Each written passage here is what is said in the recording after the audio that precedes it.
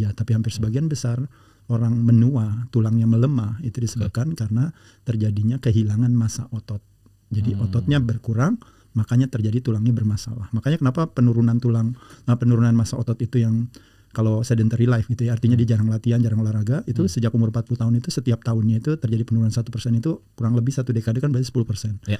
Nah, jadi penurunan daripada 1% massa otot itu setara dengan 1-3% fungsi, 3-5% kekuatan, dan 8-10% speed and explosiveness, kecepatan. Makanya kenapa orang tua slow motion, kegesitannya kurang gitu ya. Jadi itu karena apa? Karena memang hilangnya massa otot. Nah, jadi mungkin kalau saya ingin langsung meluruskan aja tadi kalau Bro Kemal bilang bahwa sesungguhnya latihan beban itu adalah salah satu aktivitas yang bisa kita lakukan dengan hanya menggunakan badan kita sendiri sebagai gymnya gitu atau sebagai toolsnya.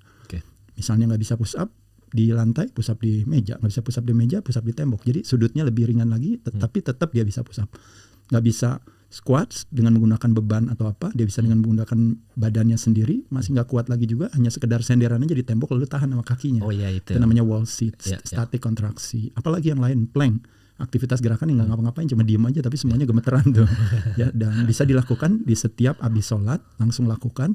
Hanya butuh waktu dalam melakukan gerakan itu kurang dari 1 menit. Kalau kita istirahat di antaranya 1,5 menit, kita lakukan 2 set saja. Itu berarti kebutuhan kita atau 3 set saja hanya kurang dari 5 menit kita minta. Nah, jadi makanya kenapa kalau ada orang bilang saya nggak ada waktu buat olahraga itu hanya lebih kepada alasan cerdas yang dia lakukan. Pada dasarnya sebenarnya kita punya waktu 5 menit setelah sholat kita mau melakukan olahraga. Kalau sholatnya 5 kali berarti kita bisa lakukan 5 kali juga olahraganya. Itu satu investasi yang kecil tapi berimpact kepada sesuatu yang besar.